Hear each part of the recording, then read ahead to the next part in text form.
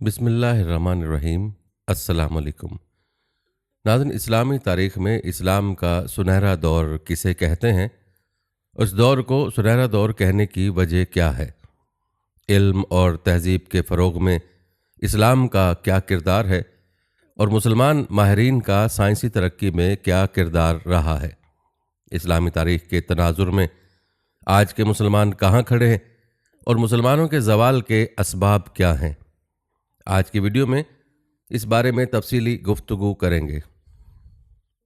नाज़रीन, याद रखें, इस्लाम का बाकायदा आगाज़ 612 ईस्वी में नबी करीम सल्लल्लाहु अलैहि वसल्लम की नबूवत के साथ हुआ और सिर्फ 10 बरस में पूरा अरब हल्का बगोश इस्लाम हो गया और सिर्फ 90 बरस में मुसलमान मुल्तान से बहरा असवद और समरकंद के साहिल से अतलस और वस्त फ्रांस तक छा गए।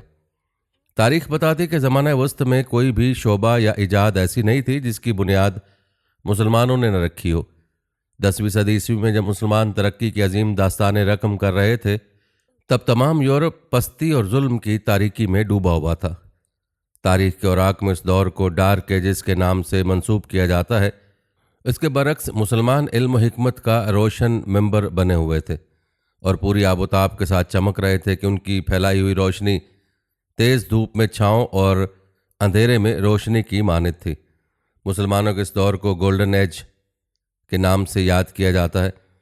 नाज़रीन, एक तारीखी हकीकत है कि यूरोप में इल्म अदब व हिकमत की शमा रोशन करने का सेहरा भी मुसलमान मुफक्किरों, साइंसदानों और अहले इल्म तबके के सर पर है।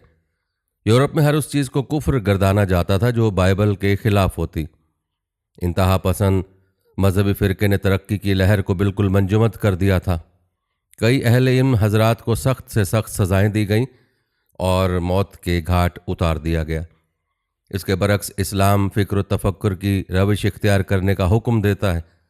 पाकिस्तान के नोबल इनाम याफ्ता अजीम साइंसदान डॉक्टर अब्दुल सलाम के बकौल कुरान करीम का कम अज़ कम 8वां हिस्सा यानी 750 आयात तफ़क्कुर और तस्खीर यानी साइंस और टेक्नोलॉजी से मुतल्लिक़ है। इसी तरह मारूफ मौरख लेबान का कौल है, यूरोप ने अरबों से तहज़ीब हासिल की। यूरोप में अरबों के अलूम स्पेन, सिसिली और इटली की राह पहुँचे। अगर अरबों का नाम यूरोप की तारीख से निकाल दिया जाए तो यूरोप की निशात सानिया कई सौ साल पीछे जा पड़े। नाज़रीन, याद रहे कि मुसलमानों के सुनहरी दौर का आगाज़ हज़ूर अलैहिस्सलातु वस्सलाम की तशरीफ़ आवरी से होता है। आप सल्लल्लाहु अलैहि वसल्लम के दुनिया में तशरीफ़ लाने से कबल न सिर्फ अरब बल्कि पूरी दुनिया जुल्म व सितम की घिनौनी तस्वीर पेश कर रही थी। खुदाए वाहिद की परस्तिश की बजाय बुतों की पूजा आम थी। औरतें, बच्चे, बूढ़े सब जुल्म की चक्की में पिस रहे थे। अंबिया कराम की तबलीग व इशाअत गफलत के अंधेरे में कहीं खो गई थी या घटाटोप अंधेरे में कहीं शम्मा की लौ की मिसल टिमटिमा रही थी। अवाम की अक्सरियत अपने नफ्स की ग़ुलामी में मुब्तला होकर पैगाम हक़ को फरामोश कर चुकी थी। ईरान और रोम उस वक्त की सुपर पावर्स थीं, लेकिन दुनिया के लिए कोई अच्छा नमूना पेश करने की बजाय वो हर किस्म की खराबी और फसाद के अलमबरदार और ज़िम्मेदार थे। इंसानियत का उन्वान दुनिया की तारीख से बिल्कुल मिट चुका था। गोया इंसानियत पर नज़ा का आलम तारी था। जब जुल्म अपनी इंतहा को पहुँच गया, गरीब की आहुजारी को कोई सुनने वाला न था, जालिम जुल्म की हर हद को पार कर बैठा था, तब खुदाए बुजुर्ग व बरतर की जानिब से ऐसी बराने रहमत बरसी जिसने अरसा दराज से जमी हुई गर्द को धो डाला। आप सल्लल्लाहु अलैहि वसल्लम का दुनिया में तशरीफ़ लाना ऐसी पुरसादत घड़ी थी जिसने तमाम दुनिया के अंधेरे को रोशनी में तब्दील कर दिया। महलों में अरसे से पड़े बुत टूट गए, पैगाम हक़ चार सू फैल गया। जाहलियत और इस्लाम के दरमियान फासला जिस सूरत के साथ तय हुआ, दुनिया में उसकी भी नज़ीर नहीं मिलती। आप सल्लल्लाहु अलैहि वसल्लम ने सहाबा कराम के दिल जज्बा ईमानी से लबरेज कर दिए थे। नारे हक़ की सदा हर वक्त उनके कल्ब को गरमाए रखती, फिर चाहे बिलाल हबशी को कोयलों पर लिटाया जाता या ज़ख्मों से जिस्म को छलनी कर दिया जाता, बस आहद आहद ही ज़ुबान से जारी रहता। खिलाफत राशिदा में मुसलमानों ने जितनी भी फतूहात हासिल की, ये सब आप सल्लल्लाहु अलैहि वसल्लम की रूहानी तरबियत का नतीजा थी। नाज़रीन, खिलाफत राशिदा के अरूज बाकमाल की बात की जाए तो हज़रत उमर रज़ी अल्लाह ताला अन्हु का दौर अजीम फतवाहत और आला हुकूमती निज़ाम का मुँह बोलता सबूत है। हुकूमत का बाकायदा आगाज़ आपके दौर हुकूमती में हुआ। आप रज़ी अल्लाह ताला अन्हु के बनाए हुए सियासी, मुआशी, जंगी और समाजी कवायद व ज़वाबित से आज भी पूरी दुनिया रहनुमाई हासिल कर रही है। हज़रत उमर रज़ी अल्लाह ताला अन्हु ने सिर्फ 10 बरस की मुद्दत में कई बड़ी बड़ी सल्तनतों को फतह किया। हज़रत उमर रज़ी अल्लाह ताला अन्हु के ज़ेर हुकूमत ममालिक का कुल रकबा 22 लाख मुरब्बा मील था। उसमें शाम, मिस्र, इराक, अजम, आर्मीनिया, अज़रबैजान, ईरान, करमान, खरासान और मकरान, जिसमें बलूचिस्तान का हिस्सा आ जाता है, शामिल थे। एशियाई कोचक पर, जिसको अहले अरब रूम कहते हैं, 20 हिजरी में हमला हुआ था, लेकिन वो फतूहात की फहरिस्त में शुमार होने के काबिल नहीं।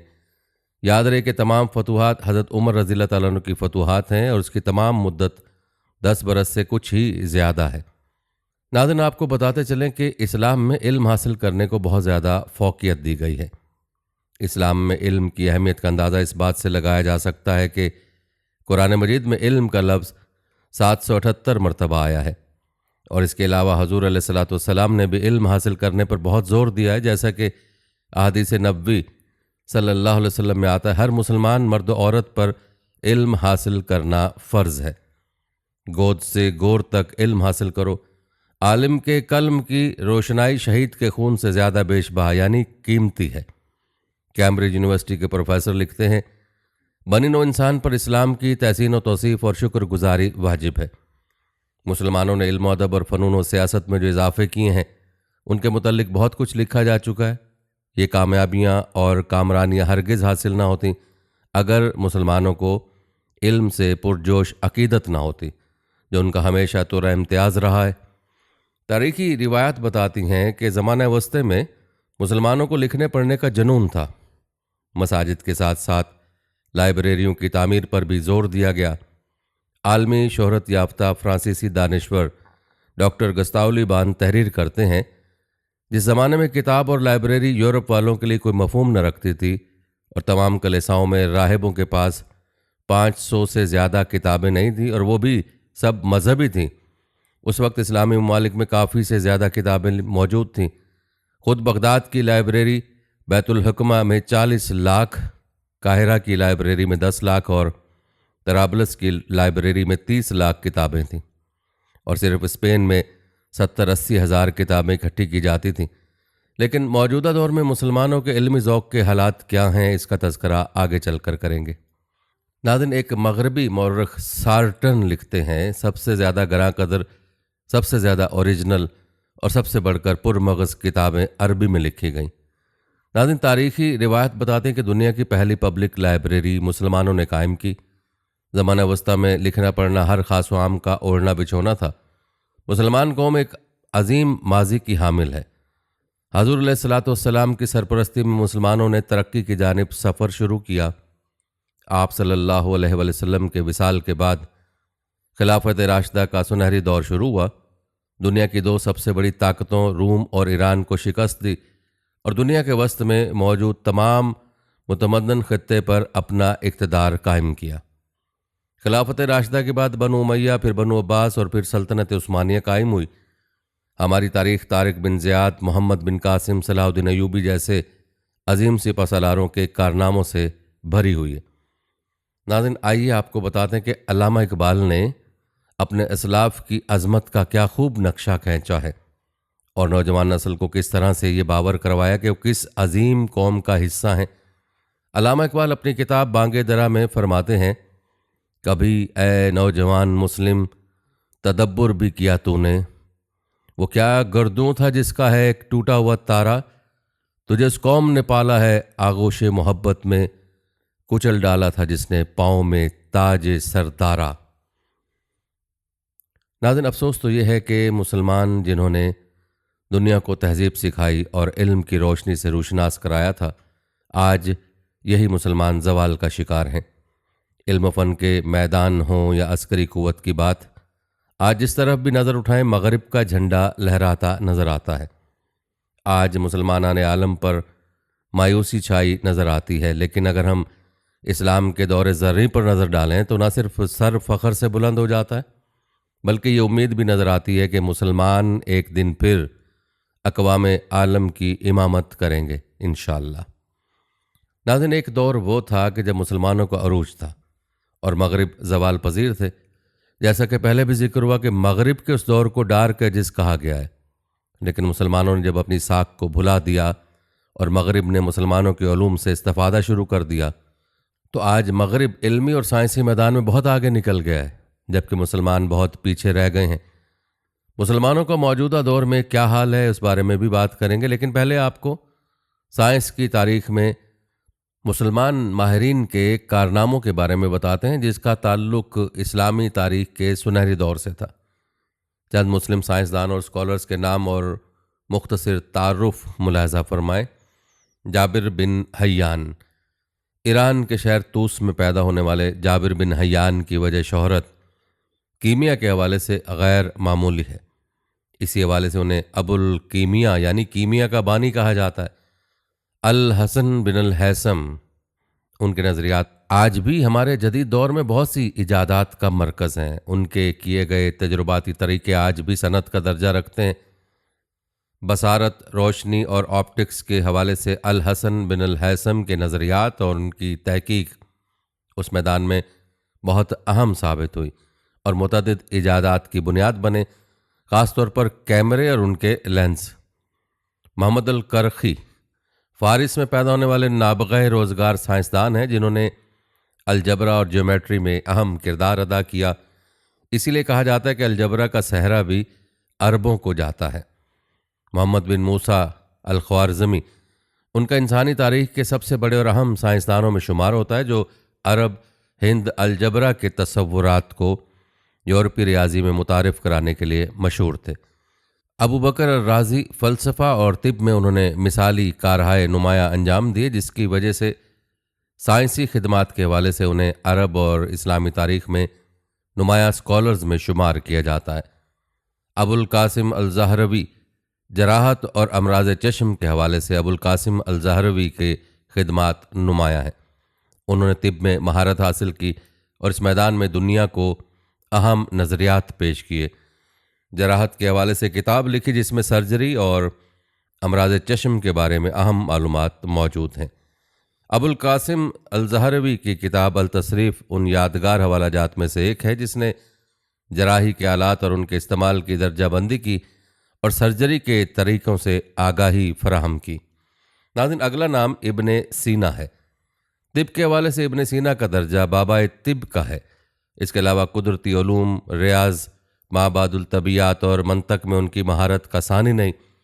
नाज़रीन, इब्ने सीना के अलावा इब्न नफीस एक मशहूर तिब्बी साइंसदान है। उन्होंने इस हवाले से मुतअद्दिद कुतुब तसनीफ़ की, जो तिब की तारीख़ में इंतहाई अहम है, जिनमें इंसानी जिस्म के मज़ाहिर की तफसीली वजाहत की गई है। ख़ास तौर पर निज़ाम तनफ़ुस पर उन्होंने मिसाली खिदमात अंजाम दी। आपको बताते चलें कि इब्ने सीना की शोरा आफाक किताब अल कानून फ़ी तिब और अल शिफा को तिब के मैदान में बुनियादी हैसियत की हामिल है और उनकी इस तसनीफ़ ने शोबा तिब में इंसानियत की बहुत खिदमत की।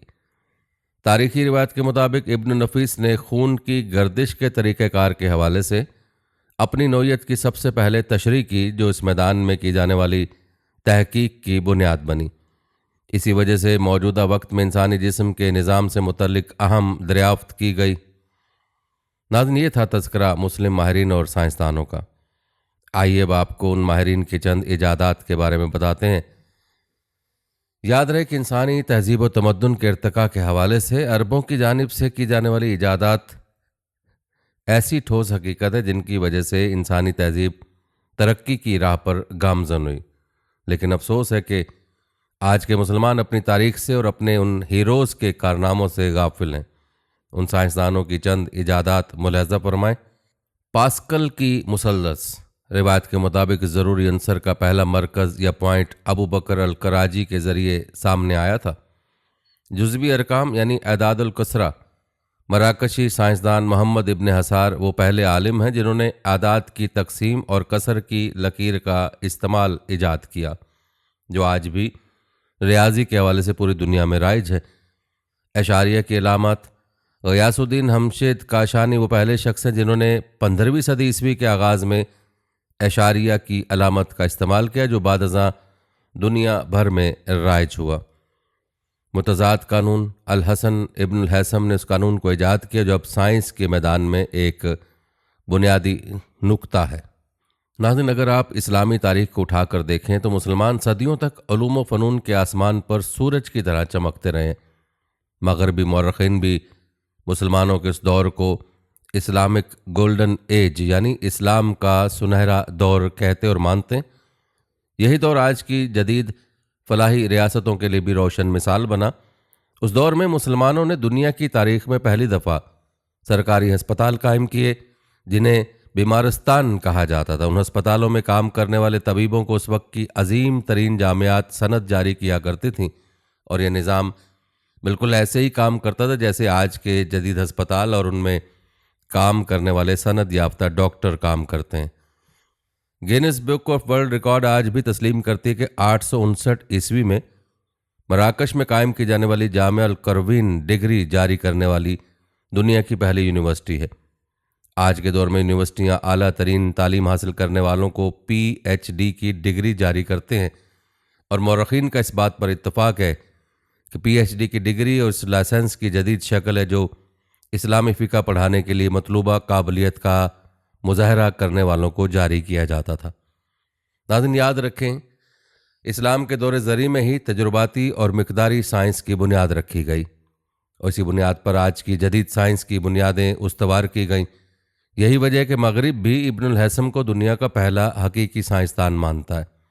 इस्लामी हुकूमत की तरफ से बड़ी बड़ी लेबॉर्ट्रियाँ और रसदगाहें कायम की गई, जिनमें काम करने वाले तहकीककारों को इंतहाई मुमताज़ मुकाम हासिल था, और इस कदर भारी वज़ाइफ दिए जाते थे जो आज के हिसाब से करोड़ों रुपए माहाना बनते हैं। नाज़रीन, एक तारीखी रिवायत है कि जब 15वीं सदी ईस्वी में पोलैंड के अजीम साइंसदान कोपरनिकस ने जियोसेंट्रिक यानी ज़मीन निज़ाम शमसी का मरकज़ है नज़रिए को रद्द करके हेलियोसेंट्रिक यानी सूरज निज़ाम शमसी का मरकज़ है नज़रिया पेश किया, तो कहा जाता है कि इंसान की इल्मी तारीख में अजीम तरीन इनकलाब बरपा हो गया। लेकिन दिलचस्प बात यह है कि इस नए नज़रिए की बुनियाद भी मुसलमान साइंसदान रख चुके थे। इसी तरह नेचुरल सिलेक्शन के जदीद नज़रिए की बुनियाद भी मुसलमान साइंसदान अल जाहिज़ ने रखी। नाज़रीन, सिर्फ अस्करी और साइंसी मैदान ही नहीं बल्कि अदब के मैदान में भी मुसलमान मुफक्करीन का कोई सानी न था।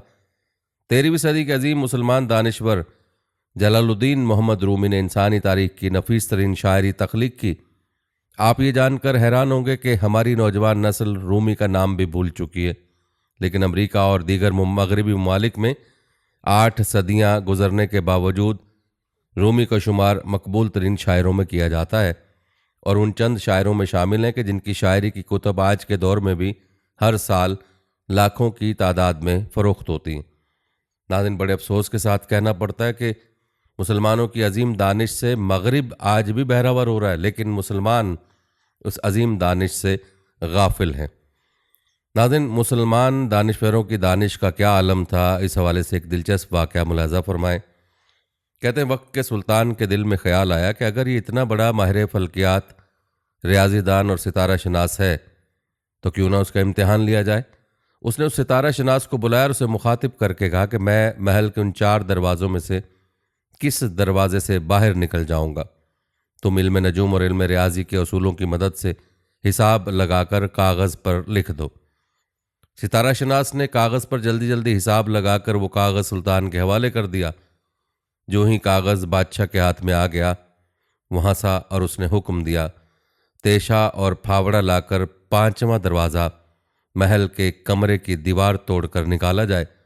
सुल्तान का हुक्म सुनते ही खिदमतगारों ने फ़ौरन महल की दीवार तोड़कर 5वां दरवाज़ा बना लिया, और सुल्तान मुस्कुराता हुआ उस दरवाजे से बाहर निकल गया। सुल्तान ने सितारा शनास को तलब किया और कहा कि तुमने यकीनन उन 4 दरवाज़ों में से किसी एक दरवाजे के मुतालिक लिखा होगा। सितारा शनास ने इंतहाई इत्मीनान से जवाब दिया, आप पहले मेरा तहरीर किया हुआ कागज़ पढ़ लें। सुल्तान ने जब कागज़ पर लिखी हुई तहरीर पढ़ी तो हैरत से अंगश्ते बददना रह गया। कागज़ पर लिखा था, आप 4 दरवाज़ों में से किसी एक दरवाजे से भी बाहर नहीं निकलेंगे, बल्कि मशरकी दीवार को तोड़कर एक नया दरवाज़ा निकाला जाएगा और इसी दरवाजे से आप बाहर तशरीफ़ ले जाएंगे। नाज़रीन, यकीनन आप सोच रहे होंगे कि ये माहिर इल्म नजूम और दूसरी तरफ वो सुल्तान कौन थे। तो आपको बताते चले कि ये आलिम जिसका इम्तिहान लिया गया मशहूर रियाजीदान, मौर्रिख, फाजिल तबीब और माहिर फ़ल्कियात अबू रेहान अल बैरूनी थे, और जिस सुल्तान ने उसका इम्तिहान लिया वो मुस्लिम दुनिया के अजीम फ़ातह सुल्तान महमूद गज़नवी थे। नाज़रीन, ये वाक़या कोई फ़र्ज़ी वाक़या, किस्सा या कोई कहानी नहीं है, बल्कि हकीकत पर मबनी एक ऐसा तारीख़ी वाक़या है जो दौर माजी में मुसलमानों की अजीम इल्मी अज़मत, तहकीक और तख्लीक़ी जस्तजू और मुख्तलिफ़ उलूम में कामिल महारत की शानदार कारनामों का एक रोशन और ताबनाक बाब है।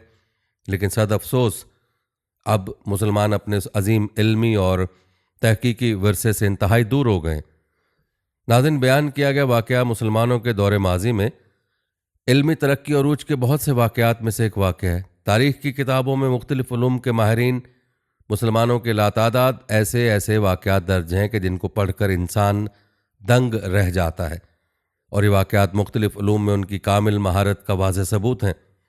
ये वाक़यात हमें मुसलमानों के इस अजीम इल्मी तरक्की और अरूज के दौर की याद दिलाते हैं, जब इब्न सीना, मूसा ख्वारज़मी, इब्नुल हैसम, जाबिर बिन हय्यान, अबू नसर फ़ाराबी, मोहम्मद बिन ज़करिया राज़ी, अबुल कासिम ज़हरावी, याकूबुल कंदी, इब्न नफ़ीस, इमाम गज़ाली, इब्न रश्द, शेख सादी, मौलाना रूमी, इब्न खुल्दून और इब्न बतूता समेत कई मुसलमान माहिरीन रियाजी, तिब, तबियात यानी फ़िज़िक्स, केमिस्ट्री, हयातियात यानी बायोलॉजी, बसरियात, फ़लसफ़ा, मंतक, अदविया, सर्जरी, इल्म हिंसा, फ़ल्कियात, इल्म नजूम, तारीख़, अदब, तसव्वुफ़ और सियासत समेत दीगर कई उलूम के मैदान में अपने झंडे गाड़ रहे थे।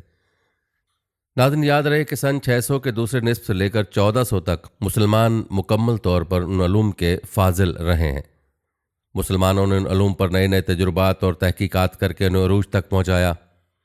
600 से लेकर 1400 तक उस दौर में जितने भी जदीद और कदीम उलूम राइज थे, उन सब उलूम के मराकज़ और बड़ी बड़ी दरसगाहें बगदाद, कुर्तबा, काहिरा, मदीना, बुखारा, रे और बसरा समेत इस्लामी सल्तनत के दीगर शहरों में कायम थे।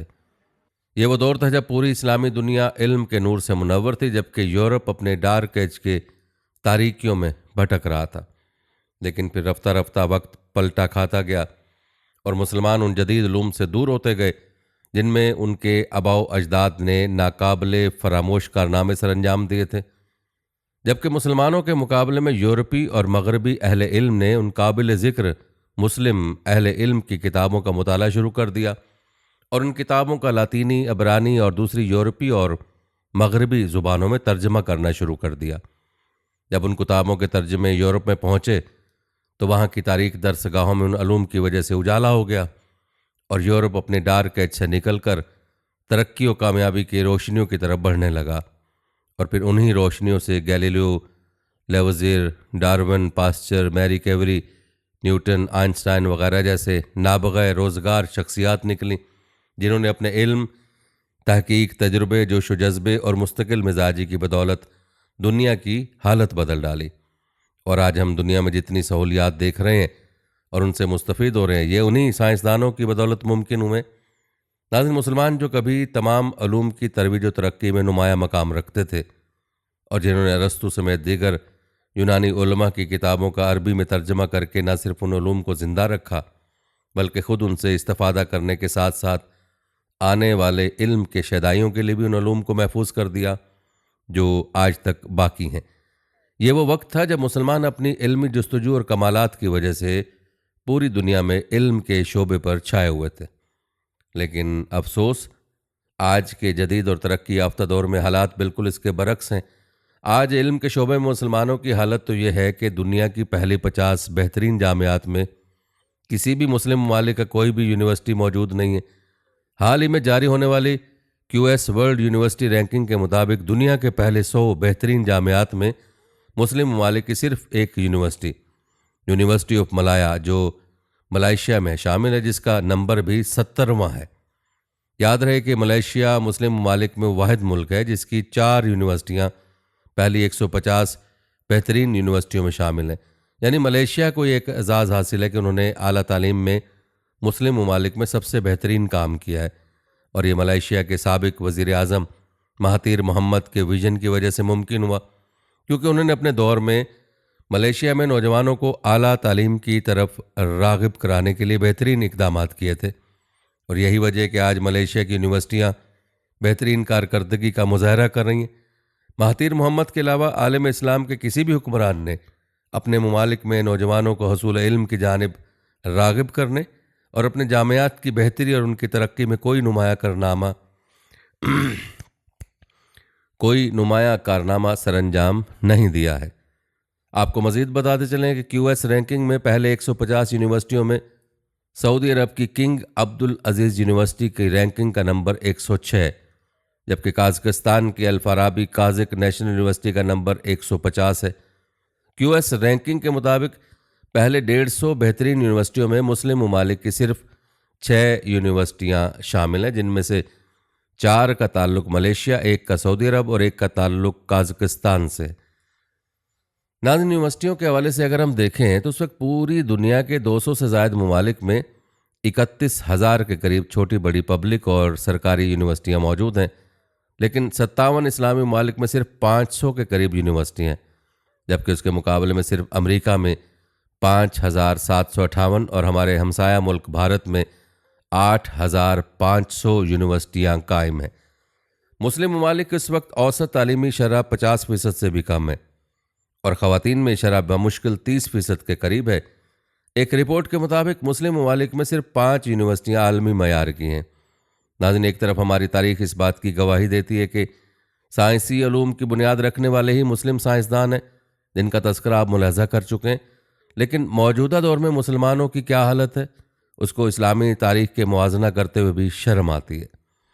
नाज़रीन, साइंसी उलूम से हमारी दिलचस्पी का अंदाज़ा इस बात से लगाया जा सकता है कि साइंस के शोबे में 2 अरब के करीब मुसलमानों के पास 1901 से लेकर अभी तक सिर्फ 3 नोबल इनाम है, जिनमें डॉक्टर अब्दुल सलाम पाकिस्तान के फ़िज़िक्स 1979 में, नंबर 2 अहमद डेविल मिस्र केमिस्ट्री में 1999 में और नंबर 3 अजीज़ सनकारा तुर्की केमिस्ट्री में 2015 में शामिल हैं।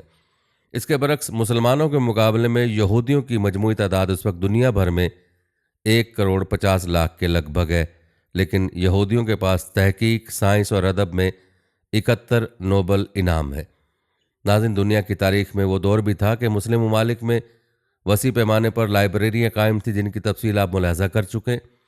उस दौर में तो बगदाद और करतबा के हर घर में ज़ाती लाइब्रेरियाँ मौजूद थीं, लेकिन अगर हम मौजूदा दौर में लाइब्रेरियों की बात करें जो फ़रोग़ इल्म में रीढ़ की हड्डी की हैसियत रखती हैं, तो यहाँ भी मुस्लिम ममालिक के पास कोई काबिल ज़िक्र लाइब्रेरी मौजूद नहीं है। इस वक्त पूरी दुनिया में पहले नंबर पर कांग्रेस लाइब्रेरी अमेरिका है, जिसमें 17 करोड़ किताबें और दीगर मुताले से मुतल्लिक मवाद मौजूद है, जबकि दुनिया की 40 बड़ी लाइब्रेरियों में मुस्लिम ममालिक की वाहिद लाइब्रेरी सिकंदरिया लाइब्रेरी मिस्र है। ये भी इसलिए महफूज है क्योंकि ये दुनिया की सबसे पुरानी लाइब्रेरी है, उसमें भी फ़कत 5 लाख किताबें मौजूद हैं। और बात की जाए पाकिस्तान की, तो उस वक्त पाकिस्तान की सबसे बड़ी लाइब्रेरी में 3 लाख के करीब किताबें। मुस्लिम ममालिक में मजमूई तौर पर इतनी लाइब्रेरियाँ नहीं होंगी जितनी कि तन्हा बरतानिया में। बरतानिया की तकरीबन 6.25 करोड़ आबादी के लिए 3,667 पब्लिक लाइब्रेरियाँ हैं, जबकि पूरे बरतानिया के 24,000 से ज़्यादा स्कूल्स, कॉलेजेस और यूनिवर्सिटीज़ की लाइब्रेरियाँ इसके अलावा हैं। उसके मुकाबले में पाकिस्तान की आबादी कमोबेश 22 करोड़ है और मुल्क भर में पब्लिक लाइब्रेरीज़ की तादाद सिर्फ 182 है। नाज़रीन, अब खुद ही अंदाज़ा लगा लें कि जिन लोगों ने बुनियादी उलूम मुसलमानों से सीखे थे, जिन लोगों को तहजीब और रहन सहन का तरीका मुसलमानों ने सिखलाया था, वो लोग आज कहाँ पहुँच चुके हैं। और मुसलमान जिन्होंने 1200 साल तक दुनिया पर हुकूमत की, उनका आज क्या हाल है। नाज़रीन, मुसलमानों का ज़वाल का ये हाल क्यों हुआ, उसके असबाब क्या हैं, इस पर आगे चलकर तफसीली बात करेंगे। नाज़रीन, याद रखें, मौजूदा दौर साइंसी उलूम और टेक्नोलॉजी का दौर है और इस दौर में तजर्बा गाहों यानी लेबॉर्ट्रीज़ को नहायत अहम मकाम हासिल है। लेकिन यहाँ पर भी अगर हम देखें तो पूरे 57 इस्लामी ममालिक में कोई भी काबिल ज़िक्र लेबॉर्ट्री मौजूद नहीं है। ज़मीन पर इंसानी ज़िंदगियों में इनकलाब लाने और चाँद पर कदम जमाने के बाद अब हज़रत इंसान दूसरे सैयारों पर इंसानी ज़िंदगी के आसार ढूंढने की तगदू में मसरूफ़ है। लेकिन बदकिस्मती से इस मामले में भी किसी मुस्लिम ममालिक ने कोई काबिल ज़िक्र काम नहीं किया। पिछली कई दहाइयों से जो भी नई चीज़ या टेक्नोलॉजी ईजाद होती है तो उसका मौजद कोई हिंदू, ईसाई, यहूदी या कोई गैर मुस्लिम ही होता है। जब कभी उन इजादात के मौजदीन में किसी मुसलमान का नाम आता है तो वो भी किसी गैर मुस्लिम मुल्क से ताल्लुक़ रखता है, क्योंकि मुस्लिम ममालिक में उन्हें वो सहूलियात दस्तयाब नहीं होती जो किसी भी चीज़ की ईजाद या दरियाफ्त के लिए लाजिम होती हैं। नाज़रीन, याद रखें, मुसलमानों के इल्मी अरूज से ज़वाल तक का सफ़र चंद महीनों या चंद सालों में वकूफ़ पज़ीर नहीं हुआ, बल्कि कई सदियों की इल्मी गफलत, मुस्लिम माहिरीन तालीम की इल्मी तहकीक और जस्तजू में कमी, जदीद उलूम के फ़रोग और हसूल में अदम दिलचस्पी, मुस्लिम ममालिक में तालीमी सहूलतों के फुकदान, मुसलमानों की इल्म से दूरी और मुस्लिम हुक्मरानों के मुख्तलिफ उलूम के माहिरीन की अदम सरपरस्ती की वजह से हुआ है। किसी शायर ने इस बात की तर्जमानी यूं की है, वक्त करता है परवरिश बरसों, हादसा एकदम नहीं होता। नाज़रीन, हम पहले भी जिक्र कर चुके हैं कि मुसलमानों के अरूज का जो असल राज है वो कुरान और हदीस और इस्लामी तालीमात के साथ मुंसलिक है। जब तक मुसलमान इस्लामी तालीमात पर अमल पैरा थे, दुनिया पर उनकी हुकूमत कायम थी, और जैसे ही मुसलमानों ने कुरान और हदीस से रूगर्दानी शुरू की तो उनका अरूज जवाल में बदलने लगा। आइए देखते हैं कि मुसलमानों के जवाल के असबाब क्या हैं और ये जवाल कहाँ से शुरू हुआ। नाज़रीन, तारीख़ इस बात की गवाह है कि मुसलमानों ने कमोबेश 1200 साल तक दुनिया की सबसे बड़ी ताकत के तौर पर हुकूमत की है। इस दौरानिए में मुसलमानों को कुछ इलाकों में पसपाई भी इख्तियार करना पड़ी, जैसा कि उंदलस से मुस्लिम इक़्तिदार का ख़ात्मा, फ़लस्तीन पर कुछ अरसे के लिए ईसाइयों का कब्ज़ा, या फिर तातारियों के हाथों मुसलमानों की शिकस्त। लेकिन दुनिया पर मजमूई तौर पर मुसलमान ही गालिब रहे। मुसलमानों का जवाल तब मंजर आम पर आने लगा जब खिलाफत उस्मानिया, जिसकी हुकूमत एशिया, अफ्रीका और यूरोप पर फैली हुई थी, मांद पड़ने लगी। दूसरी तरफ मुग़ल सल्तनत, जिसका रकबा 40 लाख मुरब्बा किलोमीटर तक फैला हुआ था, एकदम से सिमटना शुरू हो गई। अंग्रेज़ बर सग़ीर में तिजारत की गर्ज से दाखिल हुए और अपनी चालबाजियों से आहिस्ता आहिस्ता इक़्तिदार अपने हाथ में ले लिया। बिलाखिर 1857 की जंग आज़ादी में अंग्रेज़ों ने बर सग़ीर पर कब्ज़ा करके मुसलमानों से उनका रहा सहा वक़ार भी छीन लिया। इस तरह पहली जंग अज़ीम के बाद खिलाफत उस्मानिया का भी मुकम्मल ख़ात्मा हो गया। तब से लेकर मौजूदा सदी तक मुसलमान अपना खोया हुआ वक़ार हासिल करने की जंग लड़ रहे हैं। लेकिन शोमी किस्मत के मुसलमानों को अब तक कोई मुखलिस क़यादत नहीं मिल सकी जो गैर मुस्लिम की आँख में आँख डालकर बात कर सके और उनकी नाक में नकेल डाल सके। नाज़रीन, हमने मौजूदा दौर का इस्लामी तारीख़ के साथ जो मुवाज़ना पेश किया है, इसका मकसद ये है कि मुसलमानों को अपनी ज़ुबूं हाली का अंदाज़ा हो कि उनकी तारीख़ क्या थी और आज वो क्या कर रहे हैं और दुनिया की दौड़ में कितना पीछे रह गए हैं। आइए ये देखने की कोशिश करते हैं कि मुसलमानों के ज़वाल के असबाब क्या हैं, क्या वजूहात हैं जिनकी वजह से मुसलमानों के हाथ से वो हुकूमत चली गई जो 1200 साल से मुसलमानों के हाथों में रही थी, और अब हालत यह है कि मुसलमान पस्ती और जवाल का शिकार हैं। नाज़रीन, याद रखें, कुरान करीम मुसलमानों की ज़िंदगी का मरकज़ व महवर और मुकम्मल ज़ाब्ता हयात है। कुरान करीम की तालीमात में मुसलमानों के लिए ज़ाहिरी, बातनी, सियासी, मुआशी, इनफरादी और इज्तमाई कामयाबियों के राज पोशीदा हैं। मुसलमानों की ज़िंदगी का मकसद इंसानियत की निगरानी करना और ख़िदमत करना है। ऐसा मुआशरा तश्कील करना है जो अमन व सलामती को फ़रोग़ दे। जब तक मुसलमान तालीमात इस्लाम पर अमल पैरा रहे तो उरूज उनका मुकद्दर रहा, और जैसे इस्लामी तालीमात से मुसलमानों ने इनहराफ किया तो जवाल का शिकार हुए। नाज़रीन, मालूम हुआ कि मुसलमानों के जवाल की सबसे बड़ी वजह तालीमात इस्लाम से रूगर्दानी करना है। अल्लाह ताला ने मुसलमानों को कुरान मजीद में ताकीद फरमाई है, अल्लाह की रस्सी मजबूती से थामे रखो और तफरके में मत पड़ो। लेकिन मुसलमानों ने इससे मुख्तलिफ राह को अपनाया और ख़ुद को ज़ात पात और रंग व नस्ल की बिना पर तकसीम कर लिया।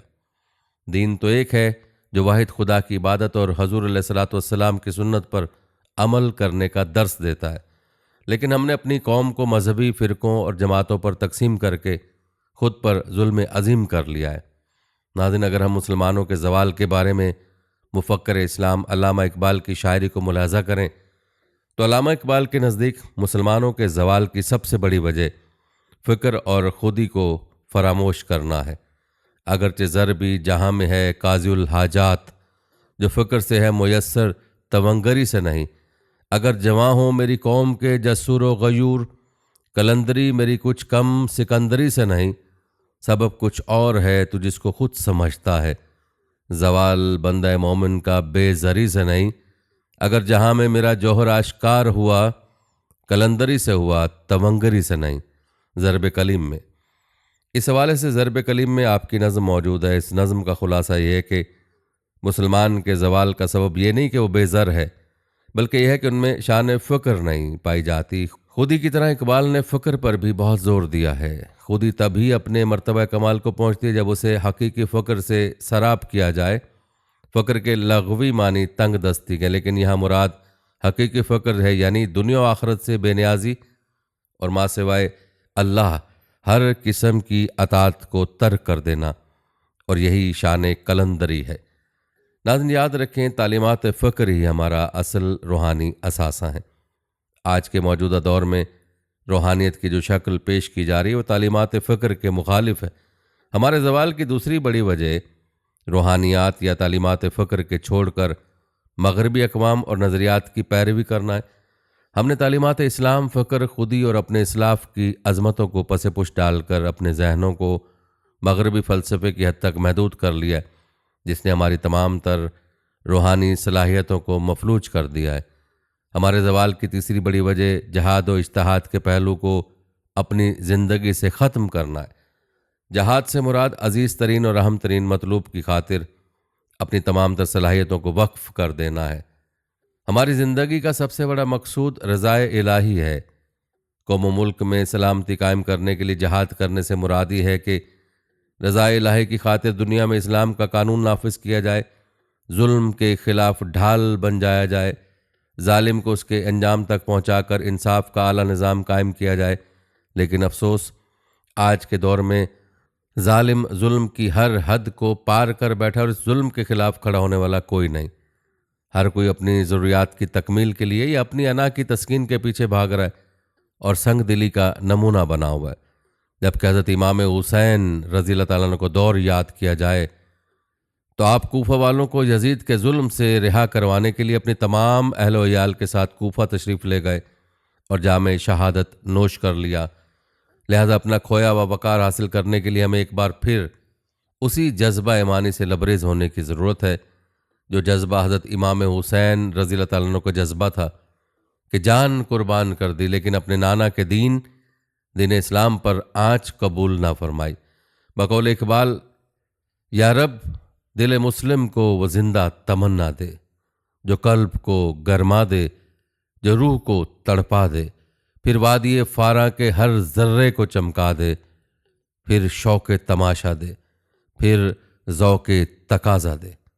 नाज़रीन, मुसलमानों को ज़वाल से निकालने के लिए उस वक्त इज्तिहाद की ज़रूरत है, और इज्तिहाद भी ऐसा कि मुल्क की क़यादत इमामत जिन लोगों के हाथ में हो वो मौजूदा नए पेश आने वाले मसाइल को दीन इस्लाम की तालीमात की रोशनी में हल करें, चाहे उनका ताल्लुक़ इनफरादी सतह से हो या इज्तिमाई।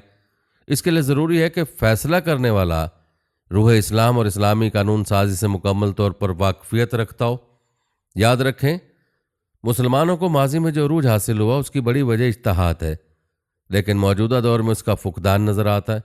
बल्कि दीन इस्लाम के असल रूह को समझने की बजाय ज़ाहिरी असबाब पर फोकियत दी जाती है, जिसकी वजह से मादियत परस्ती जन्म लेने लगी है। याद रखें, किसी कौम में ज़वाल के नासिर तब पैदा होने शुरू होते हैं जब तरक्की की राह में जिद्दत को मानने से इनकार कर दिया जाए।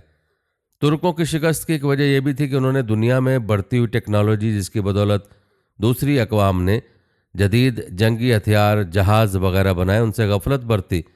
दुनिया के साथ कदम से कदम मिलाकर चलने की बजाय ख़ुद को एक नुक्ते के तक साकित कर लिया। हजूर अलैहिस्सलाम ने फरमाया, ज़माने को बुरा न कहो, अल्लाह खुद ज़माना है। जबकि मुसलमानों ने उस कौल की मुखालिफ राह को अपनाया और ख़ुद को पस्ती की दलदल में धकेल दिया। जहाँ पर मुसलमानों के ज़वाल के बाकी असबाब का जिक्र किया जाता है, वहीं पर यूरोप की साजिश का जिक्र भी ज़रूरी है। याद रहे कि मुसलमानों ने अरूज बाकमाल से इन्हितात का सफ़र तय किया है, और आज मुसलमान जिस ज़वाल का शिकार हैं उसमें मुसलमानों की अपनी गफलत के साथ साथ यूरोप की साजिशों का भी बड़ा हाथ है। उनकी सबसे बड़ी साजिश ये है कि उन्होंने नौजवान मुस्लिम कौम को अपने असलाफ से बेखबर रखने की इंतहाई कोशिश की है, और दूसरा उन्हें अपने अकायद, फ़लसफ़ा, नज़रियात से दूर करके मगरबी फ़लसफ़े से करीब कर दिया है। उन्हें ये मानने पर मजबूर कर दिया कि उनके अपने नज़रियात जदीद और बेहतरीन हैं, और मुसलमानों के नज़रियात, उनके फ़लसफ़ा, तहज़ीब व तमद्दुन फरसूदा और पुराना है। जो नज़रियात मॉडर्न हैं, सिर्फ उन्हीं को काबिल तहसीन कहा जा सकता है, चाहे वो इस्लामी तालीमात के बरक्स ही क्यों ना हो। इस तरह की तस्वीर मुसलमानों के दिलो दिमाग में नक्श कर दी है कि दुनिया में जितनी भी तरक्की हो, उसका सेहरा अहले मगरिब को जाता है, और मुसलमान कभी भी उस दौड़ का हिस्सा ना थे।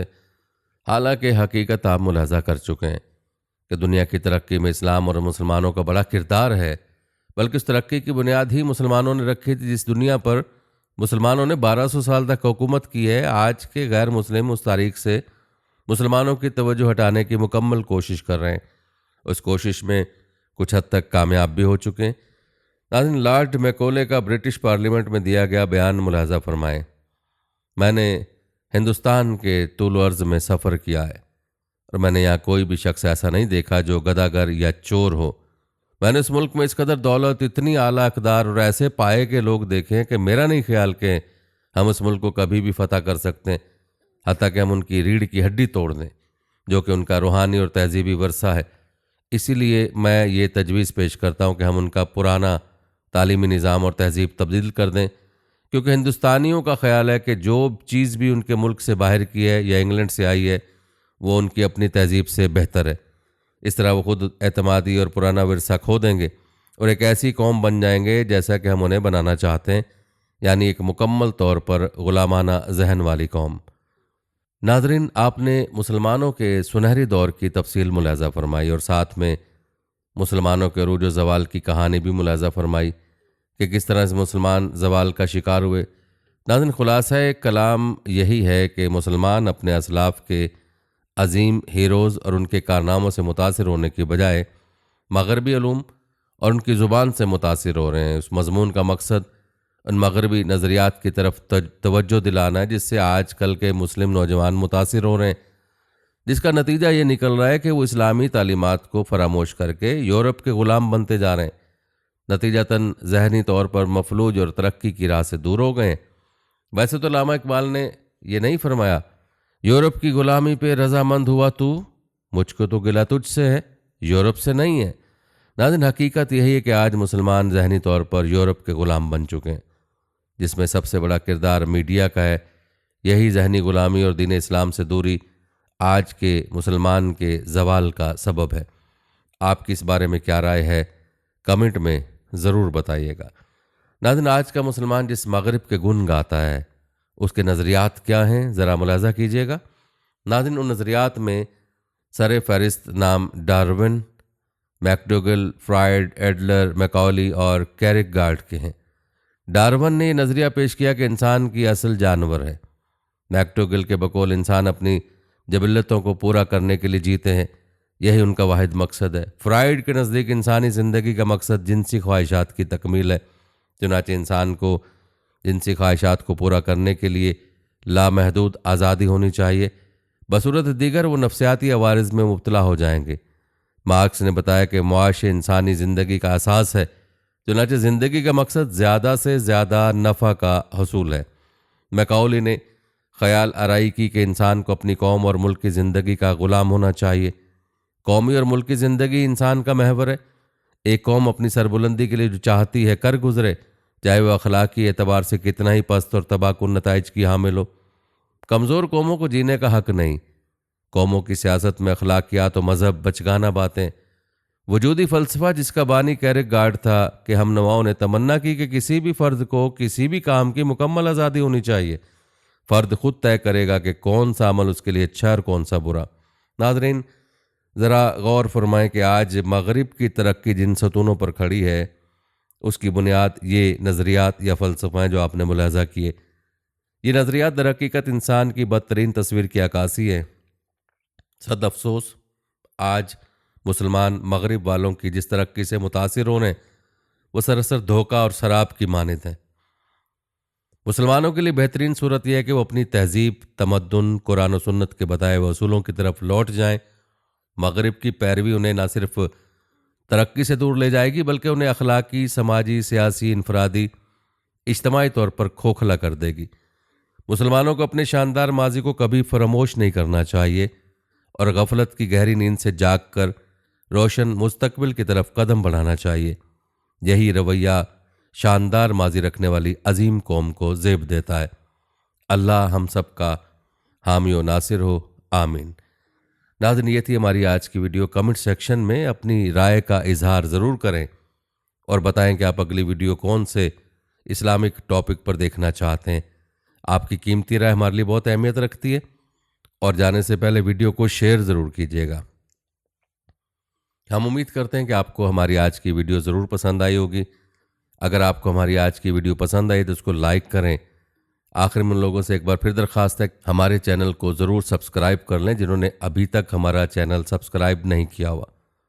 सब्सक्राइब के साथ लगे घंटी के बटन को भी ज़रूर क्लिक करें ताकि आपको हमारे आने वाली मज़ीद वीडियोज़ का नोटिफिकेशन बर वक्त मिलता रहे।